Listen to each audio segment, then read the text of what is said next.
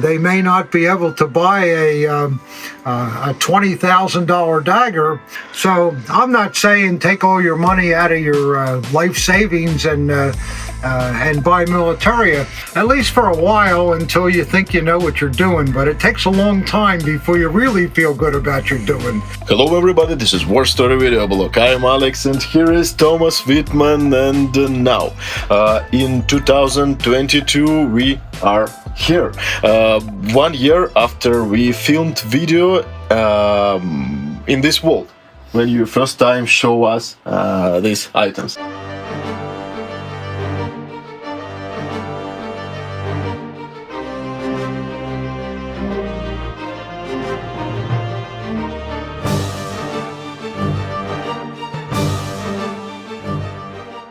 That's right.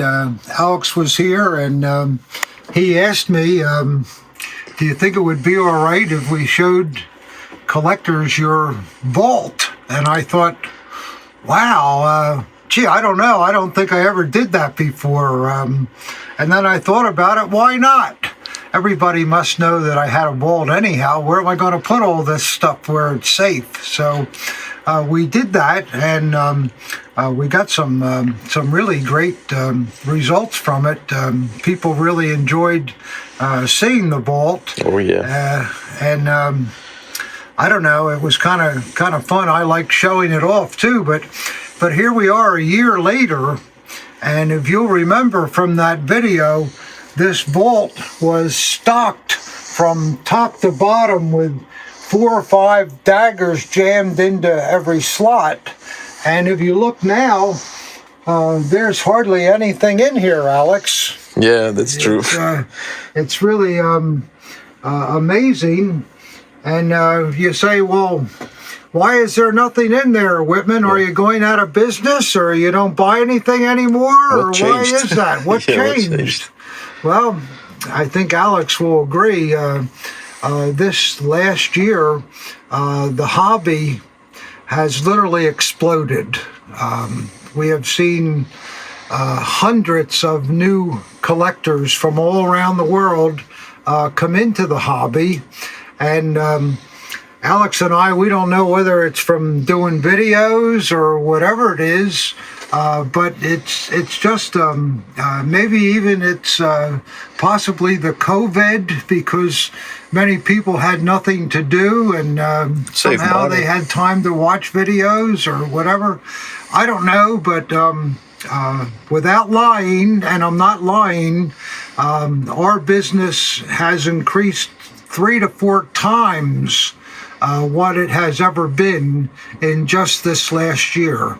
It's been amazing, and I must say it's been a lot of fun too, because we met a lot of new people, and new conversations about a lot of conversations. And I always say in this hobby too, it doesn't matter what occupation you're in or what status you are in life, because we have doctors and lawyers and teachers and funeral directors, sportsmen, yeah, a lot of sportsmen. But then we also have a lot of guys that work every day and work very, very hard to save their money. And they may not be able to buy a $20,000 dagger, but they can start out with something that's $500 or $600, and then once they get the idea of what these things are and the quality and the very interesting history that they represent, it becomes kind of like a drug almost. And, yeah, it's most healthiest drug in the world. It's really an amazing drug. And Alex and I were just talking a little while ago, and we were talking about the way with the world situation and so forth, with different kind of currencies and devaluations and what's money worth today and that sort of thing.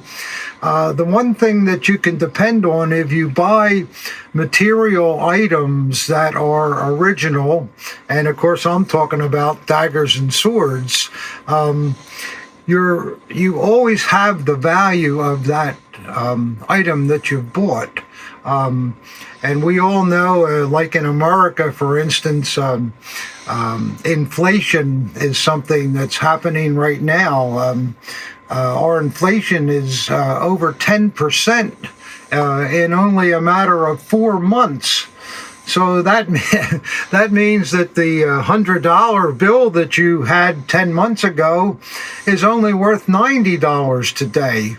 But yet, let's say if you bought a nice Hitler Youth knife, say for instance, for $700, do you know what it's worth today? Probably more, because people want to buy good things like that. So I'm not saying take all your money out of your life savings and buy militaria, but it's a good way to put some of it away that you can be sure that you have a good investment.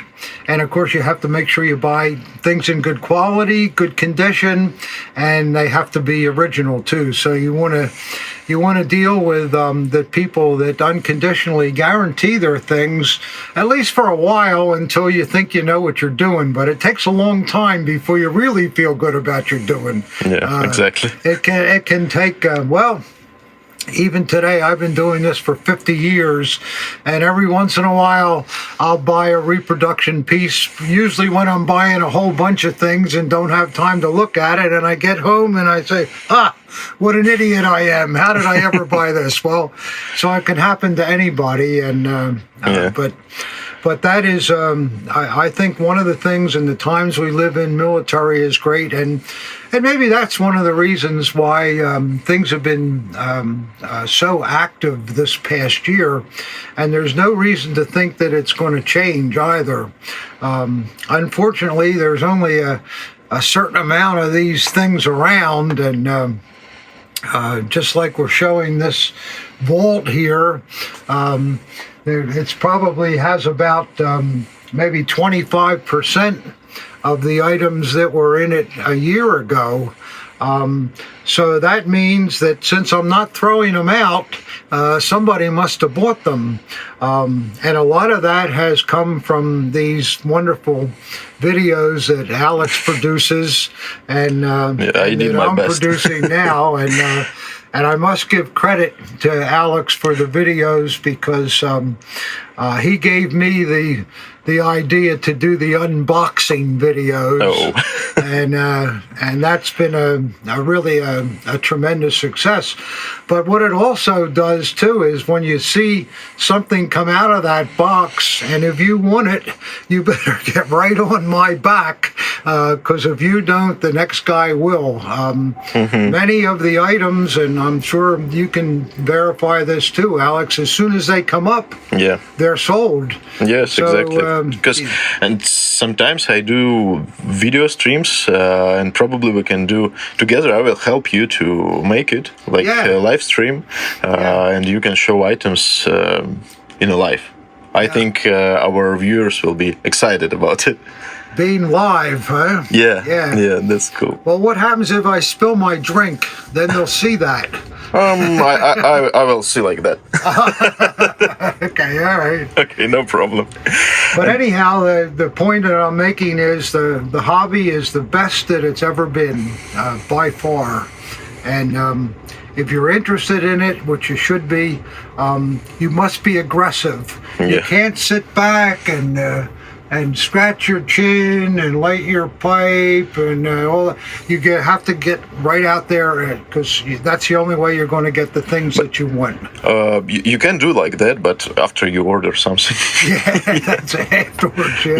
And can we see some items on your vault? Because I saw it's still a lot. I'll just show you a couple of things. In this business,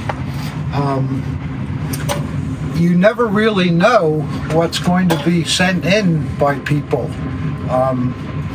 I get boxes, usually 10 or 12 boxes that just come in every week, and most of them I don't even know what's going to be in the box. So that's part of the fun when we have these unboxings too. and this just happened this week, and I'll show you a couple of pieces that came in.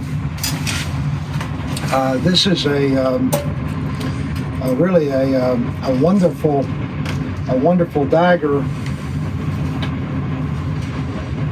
I hope that everybody can see that.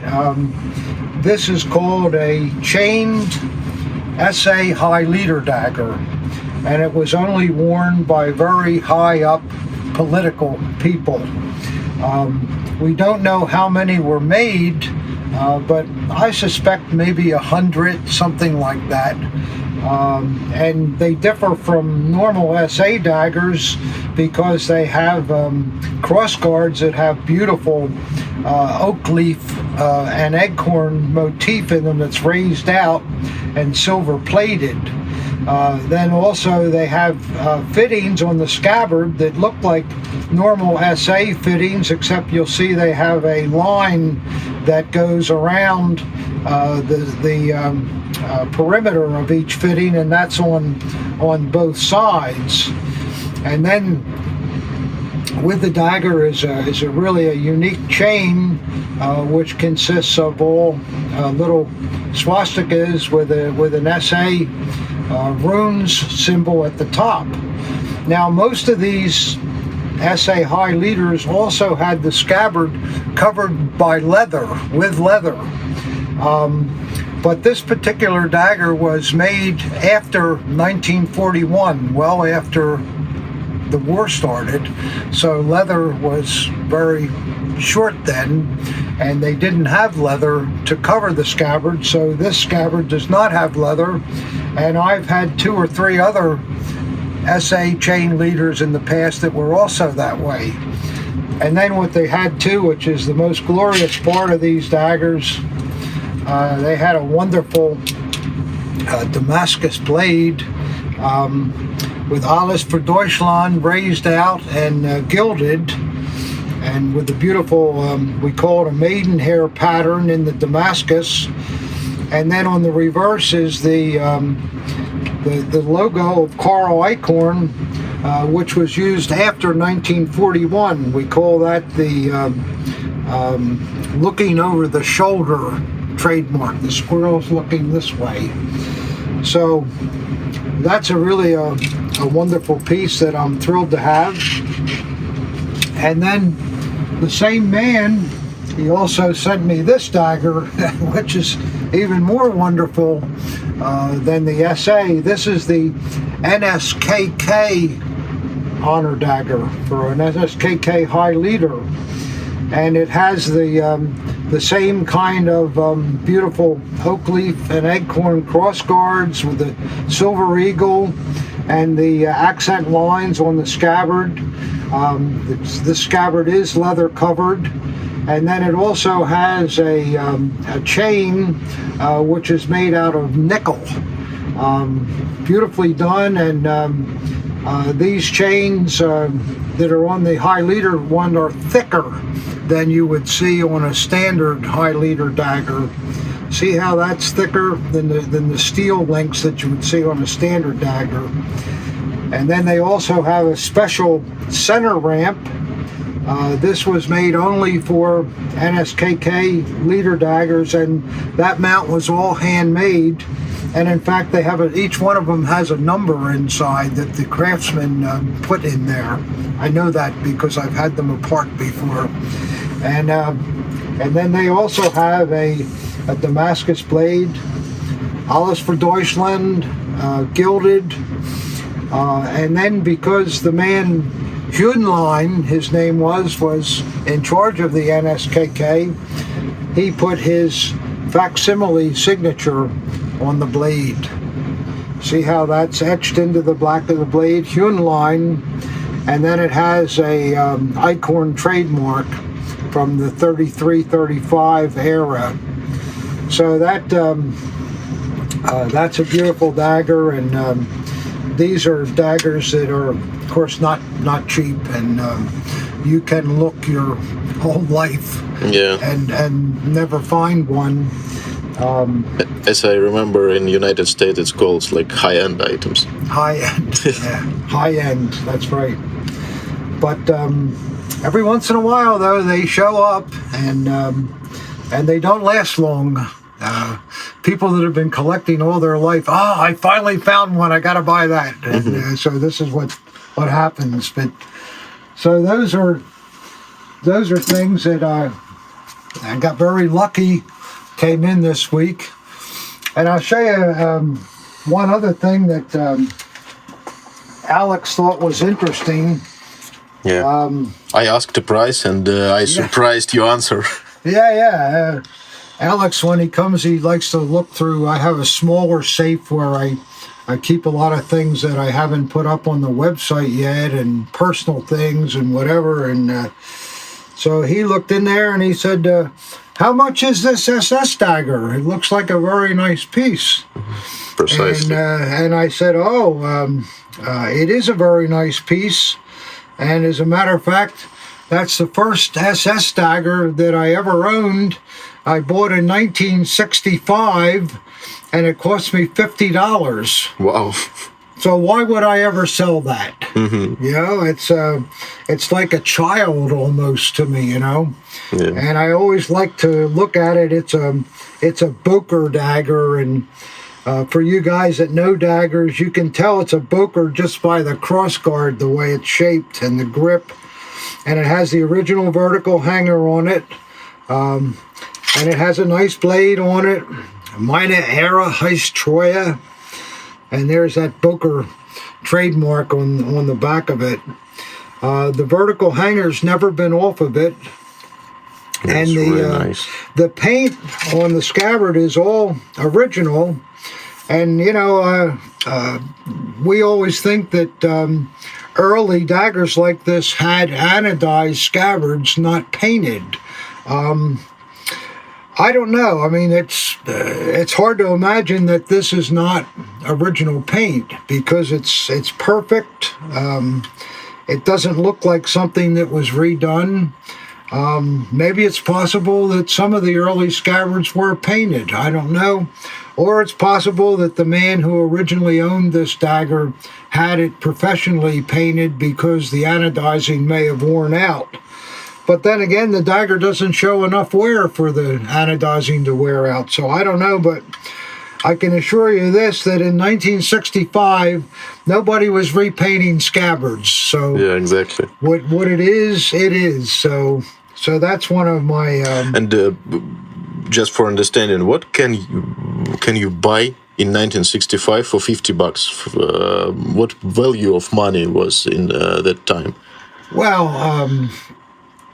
let me say this. The first car that I ever owned, I bought in 1961, and it was a 1953 Chevy, and the car was $350. Mm-hmm. So, and it ran, it was good. I drove it for 3 years. Cool. So that gives you some, I mean, it was a used car when I bought it, but another way you can think of value with money, I have a cousin that's president of a college, and all of the parents of the students all the time, why is this college so expensive? $30,000 a year for my kid to go to school. And he says, you have to think of it this way. Mm-hmm. In 1961, and this was true, a brand new Chevy cost $3,000. Wow. And today, a brand new Chevy costs $30,000. So the college education, when I went to college, my college was $3,000 a year. And that was in 1961 through 1965. Mm-hmm. So really, it hasn't changed. $30,000 is the same as $3,000. But see, if you bought a dagger for $3,000 in 1961, and it's worth $30,000. Yeah, that's true. So this is the way things are. But anyhow, I don't know what else I can show you. I don't have a lot of rare daggers anymore, just because they're so difficult to get. Everybody's after them, but last time we forgot to show RLB daggers, because now you have some of them. I have some RLBs. Yeah. And it's a very interesting model, in my opinion, and not very popular, but because some people don't know difference between them. Yeah, well, I can show that. I'll show you two. See, now, these are what we call RLB enlisted man's models, okay? Not officer, enlisted man's. And the RLB was first produced in 1935, and the first production had this insignia with the letters RLB on a sunburst. And then in 1938, their insignia changed. So we have the 38 model, or we call it the second model, and this reflects the insignia of just a swastika in the center. But what's interesting, if you look at these two daggers, this dagger was made very early, probably 1936 or something like that, and it has very good all nickel, solid nickel fittings. Even the scabbard fittings are nickel, because at that time they were using the best of materials. But then this particular piece probably was made maybe 1940 or 1941, and it has a pot metal crossguard and pommel, and pot metal did not hold up as well as nickel does. I mean, see how the difference between those? Yeah. It's really a big difference. Yeah, we see it clearly. So if you're going to buy an RLB dagger, it's if you're just going to buy one, maybe you just want to buy the first model, because it's usually a better quality, because it's pretty hard to find a high quality second model. Exactly. But honestly, in my opinion, it's more rare second model, because the first model is more often. Well, yes and no. There's one other thing that goes into it. It's still too. rare. What happened during the period when the second model replaced the first model? A lot of the RLB guys took the early button out of the grip and put the second model button into the grip, because the rest of the dagger was the same. So this may be why you see a lot more. I think you see more second than first models, but that's how they are. And the hanger they have is a very stupid design for Germans. I don't think a German was making this hanger. It must have been given to someone else. I don't know, but these hangers, for the weight of the dagger, these daggers are heavy, and to be suspended like this, where this is all straight and stationary, it can't move, it was very hard on the leather. So most hangers that you'll see on these are not in this condition. These are both in nice condition, and very often you'll see no hanger because it just broke off, or you'll see the nickel piece here. So that's what the enlisted mans look like, and I'll show you what the officer model looks like. The RLB officer, they had a first model and a second model, just like the enlisted man. And the first model had the same RLB in the button, and the second model had the swastika like this one was. Also, the first model did not have a center ramp. It had that same kind of stupid hanger on it that also broke off all the time. So with the second model, the mounts were made of, it's a brass base, and then they were nickel plated. This one shows some wear on it, but the enamel in the swastika is really, really good. So maybe this original wearer by putting his hand on the crossguard all the time saved the enamel from getting broken. I don't know. And then they were covered with leather, and they have nice blades in them. That's a Paul Weiersberg, which was a high quality maker.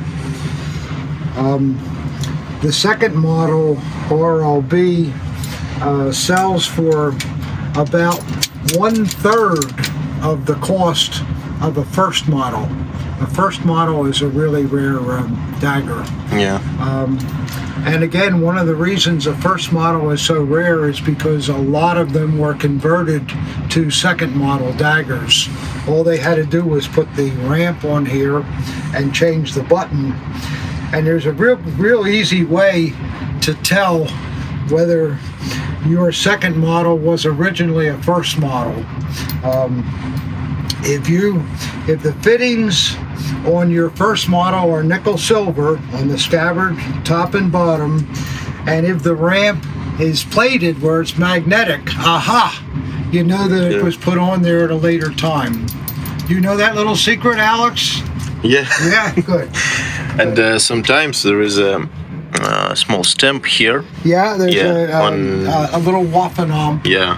Usually, and that'll be on the first models, but if you get a second model with a ramp on it, if it's got the Waffenamp, that's a converted one too. Yeah, exactly. Yeah.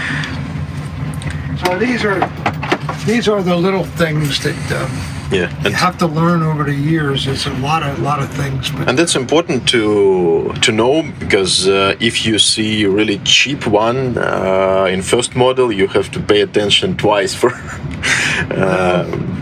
And you have to know what. If you see any dagger that's kind of rare and it's cheap, you have to always look for something. Yeah, exactly. Most people are not going to be that good to you. Yeah, exactly.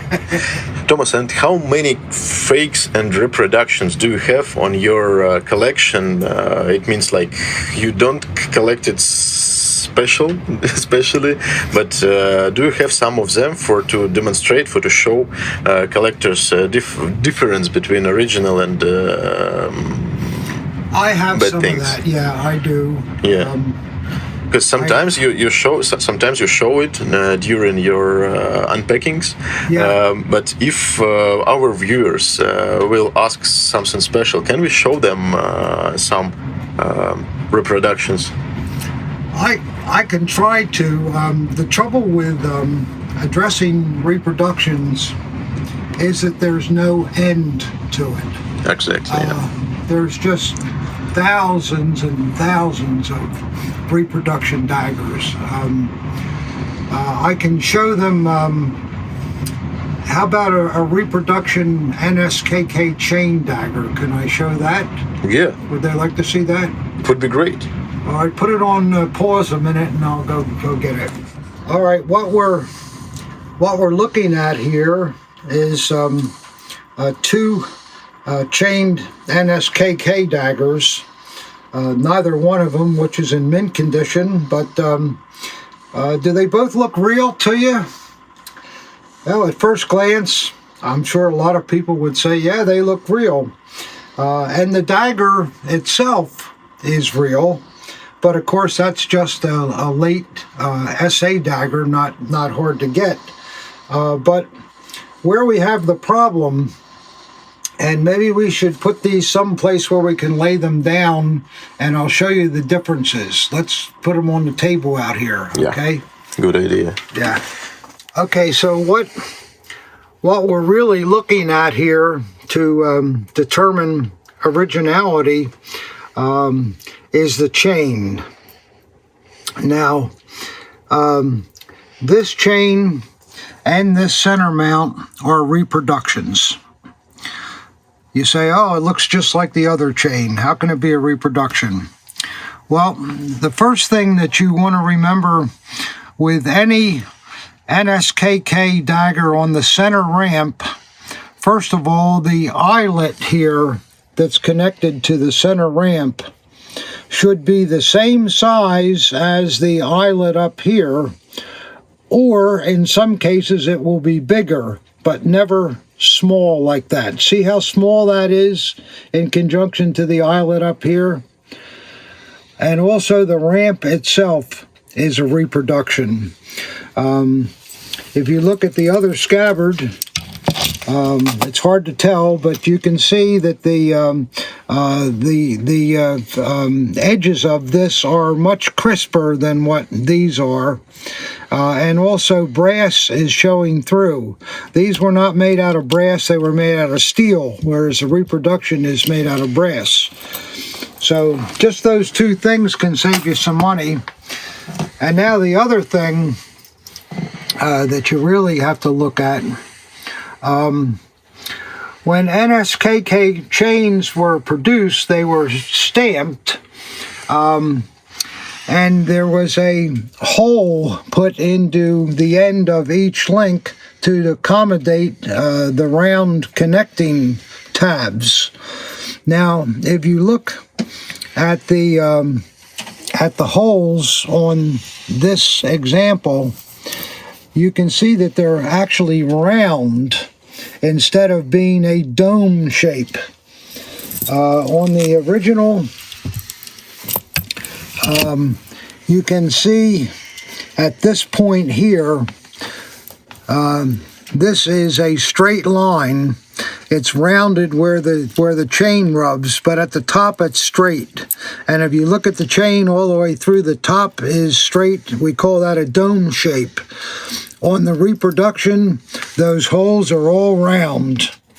So these were chains that were made after the war by a man named Jim Atwood, and they're stamped. Let's see if there's any crazy stamping on this one. A lot of times you'll see an RZM mark that's way too big and stuff like that. This chain does not have that. It does have the Nskk Musterschutz, but I doubt that that's an original stamping. Let's see if we have one here. Yeah, see the stamping there is a lot different than what is here. Yeah. So those are the things that you want to look at, and they seem like little things, but the value of a chained Nskk dagger, 80% of it is in the chain and the scabbard, so you want to make sure that you get a good piece. Yeah, that's true. And these things, I don't know what it is, collectors that get stuck with them, they go around and they sell it to somebody else, and then that person finds out it's no good and sell it to somebody else, and who knows, a dagger like this may have been sold in the last 50 years 50 times for all we know. Probably, yes. I like to kind of keep the repros, keep them in a closet, and keeps you humble too. Oh yeah, I bought that, didn't I? Yeah. So this is why you have to do everything you can to learn, and guys like Alex and myself, we're always available for questions and try to help, because we don't want to see you get stuck either. You know, when people get stuck, sometimes they say, "Ugh, that's it. I've had it with this. I'm going to collect stamps." Well, you know, and this is what happens sometimes. But a lot of fakes and stamps also. Yes.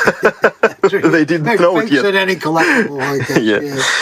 So, Okay. So that's just a couple of things. Thank you very much for your information. Thank you very much for your time. I hope we can meet more often, because now I will live not far from here, only Yes. a couple hours away. Yes, that's good. Yes. Alex is going to be in America now, hopefully permanently. We'll see what happens, and we'll be glad to have him. He's a very good person. Thank you very much. Thank you. Thank you, viewers, for watching this video until the end. It's first video with War Story and Thomas Wittmann, Antique Military, in a couple of weeks. Yeah, it was one. 2 weeks ago at the SOS show. But before. It's only the second one in 2022. There Yes, you go. yes. See, we don't know anything. Yes. We don't even know what date it is. So there you go. Yeah. Anyway, thank you for watching until the end. Thank you for your likes and press button. Please subscribe to Thomas Wittmann channel. Also, please subscribe to my channel. I hope you enjoyed this video. Thank you, and see you next time.